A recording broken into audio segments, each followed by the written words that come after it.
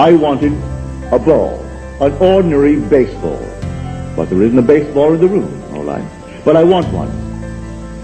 I would actually assume that I am holding a baseball in my hand until I can feel it. You think you can't feel it? Well, now try it. Try to feel what it would be like if you held a baseball. Now, to prove that you have held it, see what it feels like, the difference now, a tennis ball. See any difference? All right, a golf ball. See any difference? A piece of silk. You feel any difference? If you can distinguish between these many objects, though they are subjective, then they must exist somewhere. If you can actually separate them in your mind's eye and distinguish between these objects, I can begin to feel, begin to sense, begin to smell a rose. Well, a rose doesn't smell or doesn't actually have the odor of another flower. I can detect the rose. Now a lily, an Easter lily.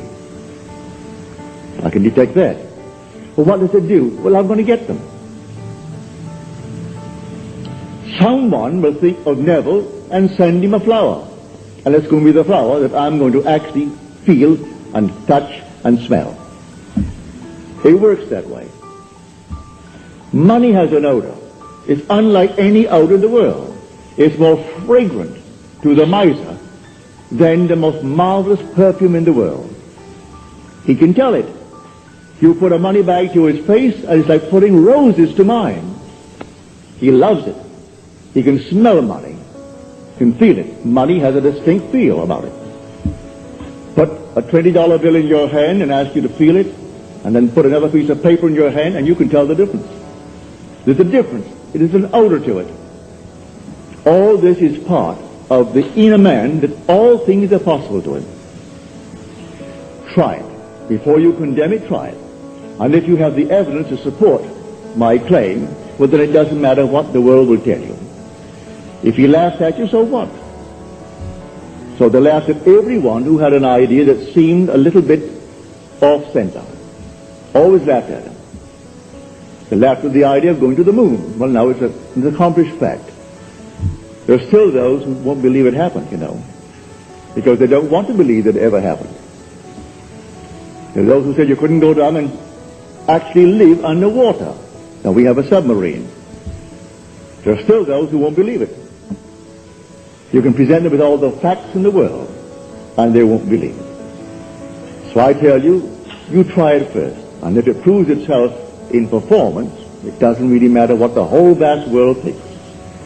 Go about your Father's business, which is yourself, and then live a full and wonderful life in this world of Caesar. And the day will come you will actually depart this world. I mean this age. Because those who are departing it now, unless they are awakened, they'll still find themselves in a world just like this. But those who have awakened, who have experienced the second birth, the birth from above, find themselves in an entirely different age, where they're all imagination. And they are perfect. And wherever they go, everything is perfect. You don't have to raise a finger to make anything perfect, because they're perfect. All things must conform to them, for they're perfect. That's heaven. So heaven is not an area, it's not a realm, it's a body. And when that body is awakened within you, which is the wonderful human imagination completely awake, then wherever you go clothed in that body that is completely awake, everything is perfect. If you found yourself in a forest of dead trees that all burst into foliage, in the desert they would all bloom like the rose, because you are there. No blind man, deaf man, no handicapped man could stand in your presence. He would be instantly transformed into a perfect man because you are perfect. That's heaven. It's harmony. So it's not a place where you're going to go, pearly streets and all that nonsense. No. It's just simply you in a world that is perfect because you are perfect. And the day will come you will awaken that body where it's in you now.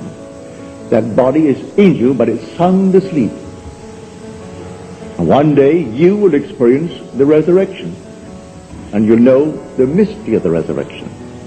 When you rise, and you rise within yourself. For the grave in which Christ is buried, which the Lord is buried, is your own skull. That's where he is buried. And in that tomb where he is buried, one day he will awake, and he will come out of that tomb. And it's you who comes out of the tomb, and you'll know who you are. He is buried in every child in the world, this universal being, and yet one. Billions of us, and yet only one Lord. And that one Lord, in his fullness, is buried in you, individually. And when you awaken, you are he. So tonight, take a go. Make it a lovely go. Either for yourself or for another. So any time that you exercise your imagination lovingly on behalf of another, you're mediating God to that other. So, bring a friend before your mind's eye. Represent him to yourself as the man or the woman that you would like them to be. And don't tell them, ask for no praise, just assume that they're talking to you and telling you the most marvelous news about themselves. And you congratulate them on that good news. And go your own way. Believe in the reality of that imaginal act. It may happen tomorrow. It may happen the day after, or a week later, or a month later. It has its own appointed hour, and it is ripening, and it's going to flower. So don't be concerned. Leave it alone. And it will come to pass. So this is what I mean by feeling is the secret. I catch the mood, the feeling that would be mine if I were what I want to be. I don't have to touch something. I can if I want to. But it's the mood I'm speaking of. What would the feeling be like if she were well? If she were this? And then you catch it, just as though it is true. You always go to the end, and the end is where you begin. We're always imagining ahead of our evidence. So go to the end and feel the end. And then dwell in that end, even though reason denies it and your senses deny it. You turn your back upon the doubters. That is your senses and what reason dictates. That's the hell or the devil or Satan in the world. That's the doubter. So you turn your back upon it. And then you walk as though things were as you want them to be. And living in that assumption, it slowly hardens into fact. Even though at the moment of the assumption it was denied by reason, an assumption, though false, if persisted in, will harden into fact. So you learn to assume and learn to persist in the assumption, and it will come to pass.